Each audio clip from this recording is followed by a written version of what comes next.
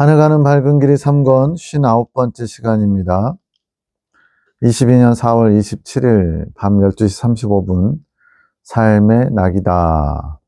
이제 영음인가 본데 송장로님의 농사를 말씀하시는 것, 그 마음을 내가 기뻐하지 않는다. 송장로님이 농사를 삶의 낙을 누리는 것, 또 그것을 즐기는 것, 그것이 나의 즐거움이다, 이렇게 얘기하는 것을 주님이 기뻐하시지 않는데요. 그것이 내 말씀 앞에 나와 있구나. 내 말씀보다 더 우선시되어 있고 더 중요한 것이 되어 있구나. 나의 말씀을 너의 낙으로 삼기 바란다. 육적인 즐거움과 영적인 즐거움을 잘 구별을 해야죠. 물론 이제 농사를 지어가지고 자녀들에게, 또 예레미야 기도원을 찾아오는 손님들에게 대접할 수 있다는 것, 어찌 보면 이제 영적인 것으로 보일 수도 있죠. 그런데 주님은 지금 장로님에게 그런 농사를 지어서 남을 섬기거나 대접하거나 그런 만족을 누리기보다는 지금은 말씀을 집중할 때다라고 말씀하시는 거죠. 이후에 작은 구멍이 많이 나 있는 것이 보이며 내가 내 의지와 상관없이 고통이 느껴져서 소리가 나옴. 그래서 나는 이제 송 원장님이에요. 그러면서 뼈에 구멍들이 난 것이라고 알아지면서 이끄시는 대로 말씀을 찾아봄. 그래서 감동으로 잠언서 3장 8절 말씀인데, 쉬운 성경으로 보면 그것이 내 몸을 치료하고 내 뼈들을 윤택하게 해줄 것이다. 송 장로님의 영의 상태, 골다공증이 온 것처럼 뼈에 송송 구멍이 나 있는데 그것을 치료하는 방법이 뭐냐? 주님의 말씀이라는 거죠. 영의 상태를 보고서 말씀을 가까이 두어 영의 치유를 받기 원하시는 뜻으로 보여주신 것. 하나님은 세세하게 방법도 또 치유할 수 있는 길도 알려주시는 거죠. 낮 2시 17분 송장로님, 말씀을 보는 것에서만 머물면 안 됨. 그냥 봤다는 것으로 만족하는 거죠. 읽고 또 읽고 뜻을 묵상해야 함. 아직 갈 길이 멀었기에 말씀을 더 가까이 해야 함. 말씀을 더 사모함으로 나아가야 할 때, 이제 장로님이 이제 유튜브에서 간증 같은 거, 뭐 은혜스럽고 또 수월하죠. 듣기 편하죠. 삶을 이야기하니까 더 와닿고. 근데 이제 그런 것이 아니라 주님께서 지금 원하시는 게 뭔지, 주님께서 말씀하시고자 하는 게 뭔지, 이것을 보는 게 중요하다고 이렇게 말씀하신 적이 있어요. 수요 예배 중에 말씀을 많이 봐야 하는데 라고 하시는 그 시교의 아이 전도사님 설교 중에 그거에 대해서 주님이 뭐라고 하시냐면, 말씀을 액세서리처럼 달고 다니는 자들이 많다. 저도 이제 신앙생활 한 지 얼마 안 됐을 때, 한 고등학교 정도 나이에 사람들이 십자가를 목걸이로 많이 차고 다니는 걸 봤어요. 팔찌는 별로 못 봤지만 귀걸이도 차고 있고, 물론 이제 그 십자가를 늘 가까이 하고자 하는 마음이라면 괜찮을 수도 있겠다는 생각이 들지만, 그러나 십자가는 주님의 고난이고 우리를 향한 사랑이잖아요. 그거를 이제 여러 가지 금붙이나 이런 걸 만들어 가지고 목에 차고 귀에 걸고, 이거는 그 자체, 그런 액세서리가 나를 꾸미기 위한 데 목적이 있다 보니까 결코 좋은 의미로 받아들이지 않더라고요. 여기서도 말씀을 액세서리처럼, 즉 나를 어떤 좀 있어 보이는, 성경을 좀 알고 있네, 성경을 좀 외우고 있네, 신실한가, 뭐 이런 식으로 남들이 받아들이길 원하는 그런 자기 만족이 있다는 거죠. 본인 스스로 그리스도인의 자격 중 하나가 말씀을 외워야 한다고 생각하면서 말씀을 봄.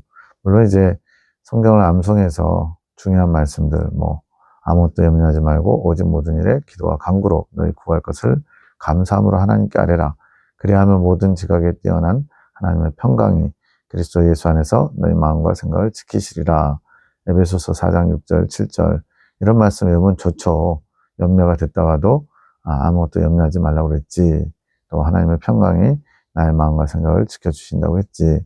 이러면서 그 말씀으로 힘을 얻는 건 좋아요. 말씀은 외울수록 좋긴 하죠. 그런데 문제는 이것이 말씀 자체가 목적이 아니라 자기 만족을 이루는 수단이 될 수도 있다는 거죠. 나는 말씀을 많이 외우고 있다. 나는 말씀을 많이 안다. 나는 말씀을 잘 알고 있다. 이런 식으로.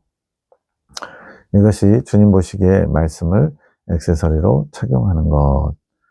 그 말씀이 생명의 말씀이 돼서 나의 영혼을 이끌어 가시는 귀하고 복된 말씀이 돼야 되는데, 자기 만족, 나는 말씀을 많이 알아, 나는 말씀을 외우고 있어, 이런 만족을 주고자 할 때 그것이 액세서리처럼 전리품 또는 나를 위해서 존재하는 말씀이 돼버린 거죠. 주님 기준에 그리스도인은 날마다 주님과 함께 자기 죄를 십자가에 못 박고 부활하는 것. 주님께서 원하시는 기준이 이거라는 거죠. 주님과 함께 십자가에 함께 못 박혔다가 부활하는 것. 이게 십자가의 도거든요. 이것이 성령의 이끌림을 받는 삶이라는 것. 밤 9시 19분, 성경은 초대교회의 말씀. 이거 이제 신학성을 말한 거고, 구약 성경은 그보다도 막 600년, 1000년씩 더 오래된 거죠. 제2의 성경, 이제 성경 말고 또 다른 주님의 말씀들이 있는데, 초대교회 때 주신 말씀들을 이루어갈 말씀. 이것을 때때에 보내심. 이제 구약의 선지자들도 그 상황에 따라서, 시대에 따라서 주님이 선지자를 통해 말씀하셨잖아요. 그게 이제 기록된 것이 성경이고, 그것처럼 이제 오늘날도 하나님은 계속 역사하시죠. 산자의 하나님, 살아계신 하나님, 현재 역사하시는 하나님, 과거 아브라함, 이삭, 야곱, 다윗, 모세 이런 사람들에게 말씀하셨던 그 하나님이 아니라 오늘 살아서 내게 말씀하시는 하나님, 그러한 하나님을 우리가 경험하고 있는 거죠. 제2의 성경은 성경을 이룰 말씀들이고, 성경을 이룰 말씀들, 성경에 기록된 것들은 이제 그 당시에 사람들에게 또 필요한 것이고 경험된 것이기도 하지만, 그 성경을 읽고 있는 우리에게도 적용돼야 되는데, 그 성경 말씀이 또 2000년이나 지난 오늘날 적용되려면 그 말씀들이 살아 운동력 있게 역사하려면 성령의 빛의 조명이 있어야 된다는 거죠. 그래서 성경만 가지고 있으면 다 되는 게 아니라 그 성경을 성령의 빛이 조명하여서 그 말씀이 오늘날 내게 맞는 말씀, 똑같은 구절을 읽어도 사람마다 적용하는 게 다르고 또 깨닫는 게 다르고 또 여러 가지로 그 말씀을 통해 우리에게 주시고자 하는 뜻이 조금씩 다를 수 있거든요.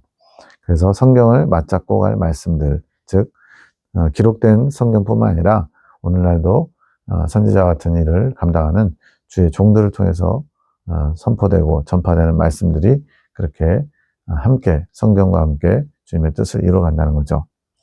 이루고자 하는 시대에 주님께서 당신이 세우신 선지자들을 통해서 보내주심. 그렇지 않으면 2000년 전에 딱 기록으로 다 끝났다, 더 이상의 성경은 없고 더 이상 하나님 말씀 없다라고 해버리면 2000년 전에 그 말씀이 오늘날 똑같이 적용되지 않는 부분들도 있거든요. 바울의 서신에도 여자들은 교회에서 잠잠하라 그랬는데, 오늘날은 여자 장로뿐 아니라 목사들도 나오고 있고 선포하고 있는데, 그 말씀을 그대로 이렇게 적용한다고, 우리나라도 이제 초창기에는 이제 그랬죠. 교회에서는 박수도 치지 말라, 경건치 않다 이러고, 드럼 이런 거는 또 용납도 안 되고요. 여자들 입 다물어, 이런 식으로 했는데 이제는 그런 게 통용되지 않죠. 시대마다 하나님께서 이끌어 가시는 방법이 다를 수 있기 때문에 그렇습니다. 선지자 사역은 주님의 말씀을 받는 도구이며 오늘날까지도 이루어오심. 그래서 이제 예레미야 기도원 또 송원장님을 통해서 주님께서 오늘 우리 각자에게 필요한 말씀들을 공급해주고 계신 거죠. 계시 꿈 해석 박지사님, 보물을 빼오는 꿈. 큰 빌딩들이 많은 번화한 거리가 보이고 사람들이 많지는 않은데 어느 정도 사람들이 보임. 길을 걷는데 곧 그 길이 무너질 것 같은 것을 알게 됨. 투시가 되는 것처럼 길 아래에 용암 같은 것이 끓고 있는 게 보여서 알아짐. 꿈에서는 얼마든지 상상의 나래를 피는 것처럼 이렇게 현실에서는 이해하기 어려운 장면들을 알 수 있죠. 다른 사람들은 모르는데 나만 아는 느낌. 그래서 그 길을 피해서 다른 길을 찾아감. 무너질 거 알면서도 그 길 가는 건 어리석은 거잖아요. 또 길을 가는데 길이 또 무너질 것이 알아짐. 굉장히 뭐랄까 위기의식을 느끼겠네요. 꿈에서도. 두려운 마음에 안전한 곳을 피해 길을 감. 갑자기 음성이 들리는데 중앙은행으로 들어가라 라고 함. 주변의 빌딩을 둘러보니까 앞에 한국은행이 보임. 각 나라마다 중심이 되는 은행들이 있죠. 은행이 안전한가 보다 생각하며 들어가니 또 음성이 들리는데 감춰놓은 보물을 찾아라, 이런 맥락의 말씀이 들림. 그 음성을 들으니 이 건물 2, 3층에 비밀의 공간이 있는데 그 안에 사람들 몰래 숨겨놓은 중요한 물건이 있다는 것이 알아짐. 감춰진 보물이죠. 그 물건을 찾는데 금고 같은 것에 들어있음. 비밀번호를 눌러야 되는데 번호를 모름. 내가 잘못 눌러서 보안 시스템이 작동해서 잡히면 어떡하나 하는 두렵고 조심스러운 마음이 듦. 어떤 숫자가 생각나서 눌렀는데 문이 열림. 금고 안에 사전 같은 것이 3개가 있고, 우리가 펼쳐서 보는 사전이요. 계약서 같은 서류들도 있음. 그것을 빼오는데 긴장해서 그런지 자꾸 놓침. 보물이 있다 그랬는데 사전 3개, 계약서, 뭔지 모르겠죠. 서류를 다 빼고 나니까 돈이 든 봉투가 보임. 3가지가 들어있는 거예요. 사전, 서류, 계약서, 봉투. 돈이 든 봉투. 그것도 빼서 가지고 옴. 건물 밖으로 나왔는데 사전과 서류 뭉치, 계약 서류죠. 돈을 손에 계속 쥐고 있자니까 위험해 보여서 바닥에 뒹구는 비닐봉지를 잡아서 그 안에 넣음. 내가 넣고 있는데 어떤 사람이 와서 유심히 쳐다봄. 내가 긴장함, 뺏을까봐 긴장하는 거겠죠. 긴장할수록 사전과 서류 뭉치가 잘 들어가지 않음. 그러면서 또 음성이 들리는데 그것을 탐하려고 하는 자들을 주의하라. 속이려고 하는 자들을 주의하라. 그러면서 알아지는 게 이 사전을 가지고 속이는 일에 쓰려고 하는 사람들이 있다는 것과 그들이 나를 속이려고 할 수 있다는 것이 알아짐. 장면이 바뀌어서 내가 여전히 걸어가고 있는데 안전한 곳을 찾아가는 것 같음. 비닐봉지에 담겨있던 중요한 물건들 3가지가 담겨 있었죠. 그것이 검은 가방 안에 들어있고 내가 그 가방을 가지고 가고 있음. 가는 방향 앞에 군사들이 보이는데 내가 위험을 직감함. 그들을 피하려고 이것저것 찾는데 옆에 지나치던 건물 안을 들여다보니까 거기가 목조로 된 여러 층의 건물이고 일본식 건축물처럼 보임. 안에 여자들이 보이는데 기생들처럼 보인다. 그러면서 이제 들어가라는 음성이 들림. 계속 음성으로 인도받고 있는 거죠. 내가 그 안으로 들어갔더니 여자 손님이 들어온 것을 의아스럽게 기생들이 쳐다봄. 남자들이 가는 곳이니까요. 그 중에 직급이 있는 것 같은 기생이 무슨 일로 왔냐고 물음. 내가 도움을 요청하자 지금 누군가가 이런 사전 계약서 또 돈뭉치를 뺏을까봐 피해 다니는 거죠. 흥미롭다는 듯이 도와주려고 함.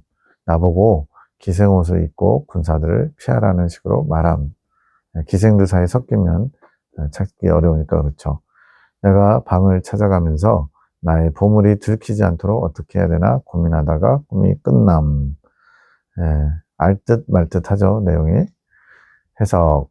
세상을 살고 있는 또는 살았던 주님의 영혼, 주님께 속한 영혼에 관한 꿈. 세상을 살다가 어느 날 망해가는 세상을 알게 됨. 길이 밑에 용암이 곧 분출하고 길이 다 망가지고 거기에 떨어질 것 같은 그런 느낌을 받았죠. 주님의 인도하심으로 멸망하는 세상길을 피해감. 이리 가라 저리 가라 중앙은행으로 들어가라 이런 것도 있었죠. 주님의 뜻이 보이는 것. 그러다가 음성을 들음. 직접적인 인도하심을 받는 것. 은행에 들어가라. 중요한 보물 찾아라. 그 보물이 있는 곳까지 알려줌. 중앙은행으로 들어가라는 거예요.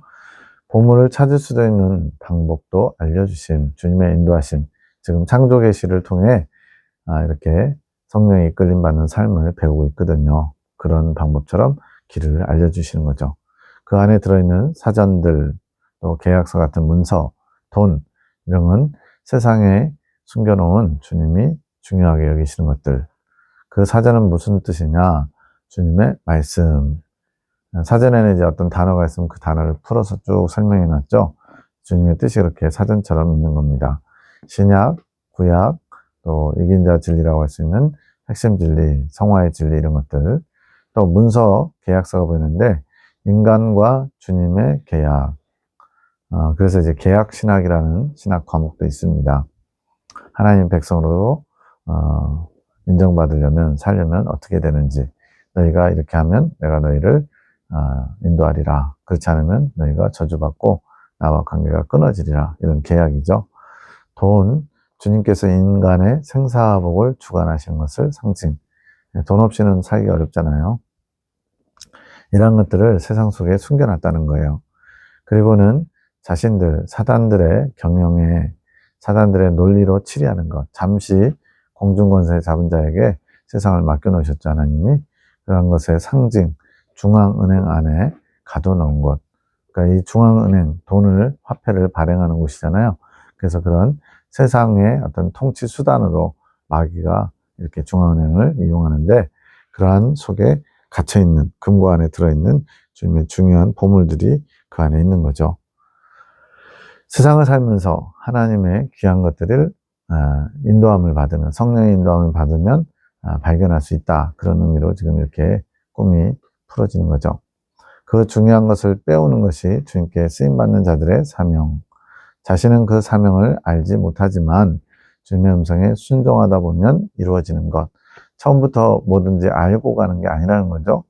아브라함도 갈대아 우르에서 나와 하란을 거쳐서 이스라엘 가나안 땅 들어갈 때 갈 바를 알지 못하고 갔다. 순종함으로 갔다 이랬어요. 그 과정에 불안하고 그것을 간수하는 것이 잘 안 되는 것. 그러니까 처음부터 이렇게 딱 목표를 알고 가면 좋아요. 근데 갈 바를 알지 못하고 가고, 또 이삭을 번제물로 바쳐라 했을 때도 하나님이 이삭을 죽이는 데 목적이 있다는 게 아니라는 것을 알았더라면 아브라함이 그 사흘길 가는 동안에 마음에 여러 가지 복잡한 생각들, 힘들고 어려운 마음들 조금이나마 덜 할 수 있었겠죠. 근데 주님이 마지막 순간에 손을 멈추게 하잖아요. 그럴 때 주님의 음성으로 지침을 주시는 거, 직접적으로 이끄시는 거죠. 그것을 탐하려고 하는 자들을 주의하라, 속이려고 하는 자들을 주의하라 말해주시는 것. 비닐봉지에 검은 가방으로 바뀐 것. 처음엔 비닐봉지 안에다 챙겼거든요. 근데 점점 더 나아진 거죠. 검은 가방으로 바뀐 것은 주님께서 주님의 일에 순종하는 자들이 중요한 것을 잘 보관할 수 있도록 도우시는 것. 아무래도 비닐봉지는 찢어질 수도 있고, 그렇죠. 근데 검은 가방은 잘 드러나지도 않을 수 있고 잘 보관할 수 있는 거예요. 주님의 음성에 이끌려 위기를 모면하려고 함. 그래서 이제 또 가다 보니까 나무로 진 목조주택의 기생들이 보이는 거죠. 약하고 천대받는 자들을 사용하시는 주님의 섭리. 예. 우리는 하나님의 일을 뭔가 똘똘하고 잘난 사람들이 하는 것 같은데 그렇지 않다는 거예요. 사울왕과 다윗왕만 봐도 그렇죠. 사울왕은 일반 사람들보다 얼굴 부분, 목 하나가 더 크고, 그리고 얼굴도 따라올 사람이 없을 정도로 잘생겼고, 또 용맹하고, 또 효심이 많았고, 아주 잘난 사람이었어요. 그런데 결국엔 자기 잘난 맛에 살다가 하나님께 버림받게 되고 하나님을 경외하는 다윗이 하나님의 사람, 또 왕은 어때야 되는지를 보여주는 표준과 같은 그런 왕으로 이제 등극하게 되죠. 가장 낮은 자들에게 보호받으셨던 주님의 모습과 비슷. 주님을 보호했다니까 뭐 어떻게 했다는 것보다는 그런 사람들에게 환영받고 또 함께 어우러질 수 있었던 그런 예수님의 공생애를 보면 알 수 있죠. 주님의 고난에 동참했던 자들은 낮은 자들이었음. 오히려 종교 지도자들, 사회적 명망 있는 사람들은 예수님을 손가락질하고 십자가 못 박는 일에 앞장섰죠. 그들이 주님의 마음에 동참했던 것이 주님께는 보호함과 같은 것이었음. 주님과 동행하는 것이 주님을 보호하는 것 같다. 주님께서 위로를 받으신다는 얘기죠. 그들이 있어서 주님의 뜻이 보호받고 오늘날까지 내려올 수도 있었던 거. 그러니까 크고 잘난 사람들을 사용해서 오늘날까지 주님의 뜻이 우리에게까지 전달된 게 아니라 작고 연약한 자들을 통해서 하나님이 일하여 오셨다는 거죠. 겸손한 자를 말하는 겁니다. 주님, 무엇을 말씀하시고 싶은 꿈인가요? 내 딸아, 사랑하는 내 딸아, 내가 그렇게 인도해 왔고 지금도 인도하고 있노라. 너희의 마음이 그래야 한다. 아주 중요한 비밀. 기밀을 보호하는 자의 마음이 되어야 한다. 주님이 주신 거니까 귀한 거잖아요. 그래서 바울도 뭐라냐면 맡은 자에게 구할 것은 충성이라고 했습니다. 주님이 주신 것, 주님 맡기신 것, 그것을 아주 중요하게 여기며 귀히 여기며 그 어떤 것보다도 목숨을 불살라서라도 지키려고자 하는 마음이 있어야죠. 나에 따라 사단이 숨기고 있던 것들이라 사단이 이제 통제하는 데 사용했던 중앙은행의 비밀 금고 안에 있었죠. 그리고 그것을 다시 빼앗고자 하는 것들이라 군사들이 막 보이고 중간에 그 비밀봉지 또는 검은 가방을 빼앗고자 하는 그런 시도들이 있었죠. 그것을 너희가 옮기고 있는 것이란다. 주님의 뜻을 다른 사람들에게도 또 전파해야 되기 때문에 계속 이렇게 도구로서, 통로로서 주님의 뜻을 전하는 그런 사역을 맡았다는 거죠. 그것이 어떻게 사용될지는 아직 모르지. 지금 이렇게 창조 계시를 주시면서 2년, 3년 지나고 나니까 이때 이 말씀이 이런 거였어 라고 깨닫게 되는 거지, 받는 그 당시에는 그냥 일단은 받고 보는 거죠. 뭐가 뭔지도 모르고. 근데 이제 몇 년 지나니까 이런 뜻이었구나 라는 걸 알게 됩니다. 나의 뜻을 보는 훈련, 세상이 멸망하고 있다는 것과 그 안에 주님이 놓으신 피할 길을 보는 과정. 계속 위험이 닥치고 있잖아요. 위기가 닥치고 있잖아요. 그런 속에서 피할 길을 하나님이 하나하나 세세히 알려주시면서 이렇게 하면 된다, 이 길로 가면 된다 알려주신 것이 훈련받는 거죠. 주님의 뜻을 볼 수 있는 훈련이고, 내가 원하는 지시대로 행할 수 있게 내 음성을 들을 수 있는 훈련. 모든 믿는 사람들이 다 주님의 음성을 듣거나 주님의 뜻을 잘 알아서 순종하면서 가지 않죠. 대부분은 다 자기 마음대로 살면서 스스로 만족하면서 스스로 신앙생활을 잘하고 있다고 착각하면서 그렇게 사는 사람들이 대부분이에요. 또 완벽하지는 않더라도 두렵고 떨림의 과정으로 나의 뜻을 보호하는 훈련하는 너의 모습이란다. 완벽하지는 않다. 주님 보시기에는 여러 가지 연약함도 있고 또 사람들에게 저게 무슨 뭐야 이런 식으로 손가락질 받을 만한 모습도 있다는 거예요. 그렇지만 주님은 그렇게 연약한 자들을 통해서 두렵고 떨림으로 구원을 이루는 과정을 통해 주님께서 원하시는 뜻을 이루고자 하시는 거예요. 그러나 아직 그 보호한 기밀들이 어떠한 일을 하는지는 모르지. 그러나 그것이 매우 중요하다는 사명감은 있단다. 지금 현재는 갈 바를 알지 못하고 가고 있지만 그 목표점이 중요하다는 것은 알 수 있고, 또 지금 내가 맡은 운반하는 주님의 뜻을 전달하는 것이 또 매우 중요하다는 것은 알고 있는 거죠. 그 사명감이 있어야 한다. 두렵고 떨림이 있어야 한다. 내가 실수함으로 잘못함으로써 주님의 뜻이 땅에 떨어지는 일이 없도록, 그러면 더 많이 신경 쓰겠죠. 진짜 수억 원 하는 고려청자를 들고 운반한다 하면 얼마나 조심하겠냐고요. 그보다도 더 귀한 주님의 말씀을 전달하는 자, 통로가 된다면 더 조심해야죠. 내가 느꼈던 두렵고 떨림, 이 기밀을 지키는데 두렵고 떨림이 있어야 된다. 이게 겸손한 마음이죠. 적들을 피할 방법은 내가 알려준다. 내가 꿈에서 계속 그 중요한 물건을 지키기 위해 애썼던 것 같은 마음이 계속되어야 한다는 것이지. 안 그러면 어떻게 될까요? 마음이 나태해지고 해해지고 그러면서 실수할 수도 있고, 또 주님이 주신 사명을 귀하게 여기는 게 아니라 자기 의식에 빠져가지고 자의식에 만족을 누리면서 나 주의 종이야 그러면서 대접받기 원하고 엉뚱한 가라지처럼 이단 교주들처럼 타락할 수도 있죠. 겸손하게 언제나 긴장하면서, 이건 군사적인 긴장감입니다. 조심성이죠. 그런 자세를 주님이 원하시는 거예요. 그렇게 적군은 계속 몰아친다. 마귀는 끊임없이 우리를 넘어뜨리려고 하죠. 군대를 동원해서 그들이 잃어버린 것들을 찾아내려는 것이지, 사단 것이 아니고 주님 것인데, 주님이 잠시 사단이 통제하는, 지배하는, 주관하는 그 세상 속에 감춰놨기 때문에 자기 것인 양 찾아다닌다는 거죠.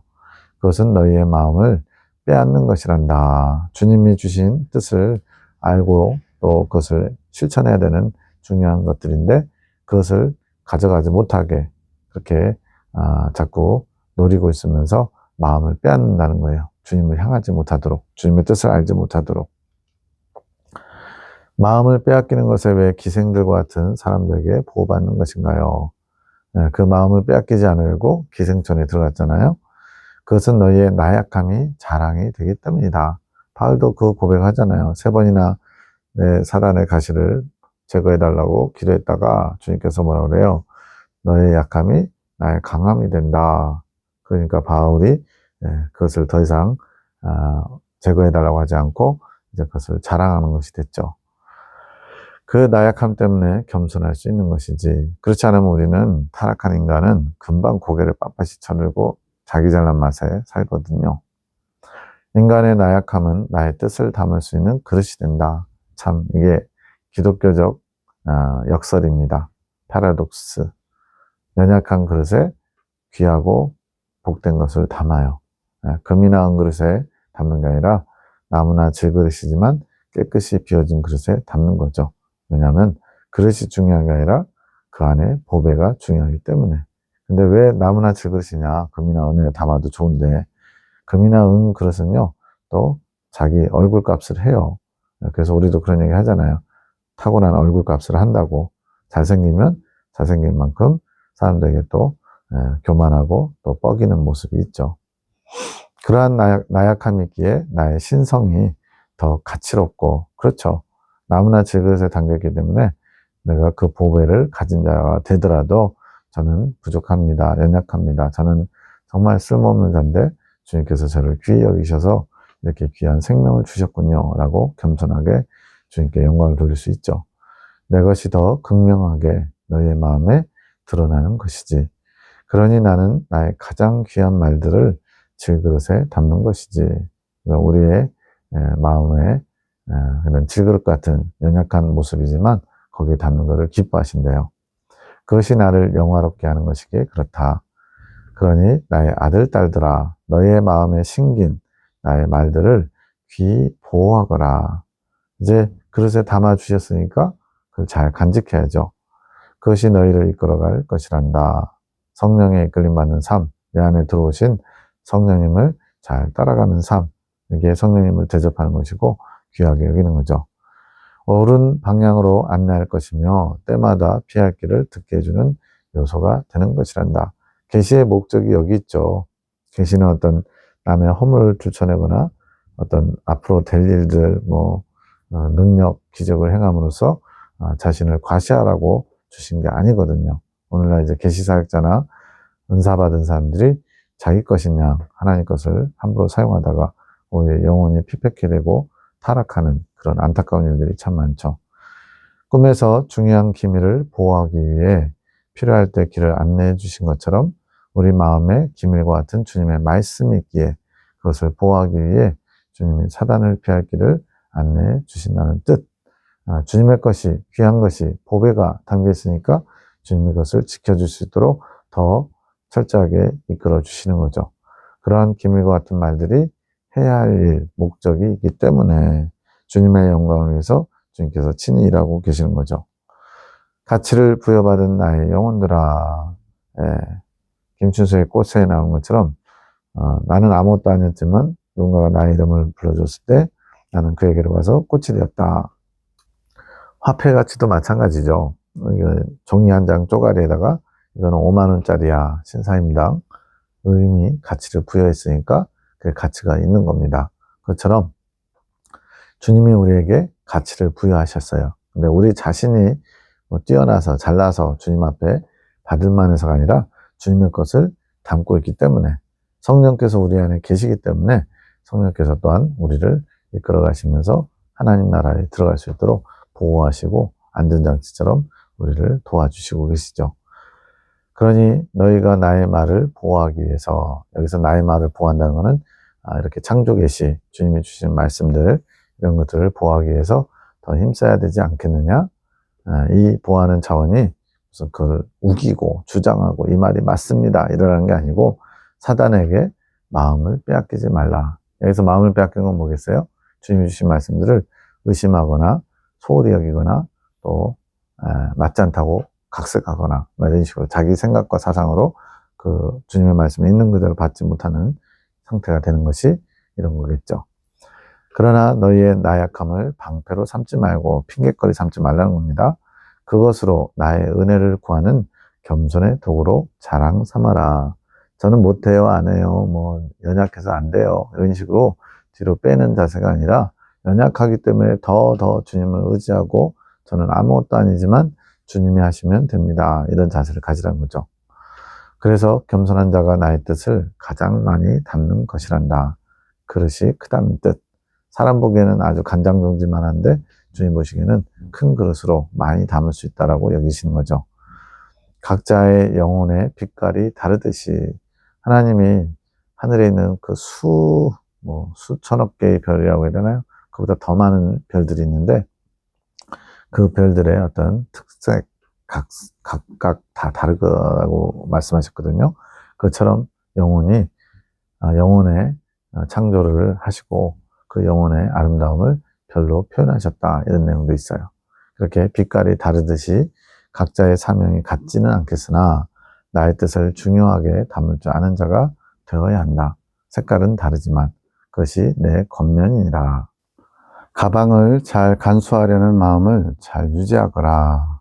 주님이 주신 걸 귀하게 여기고 또 그것을 쓰임새가 있기 때문에 아주 쉽게 얘기하면 운반책이죠. 이게 축복의 통로입니다. 주님의 뜻을 전달하는 도구.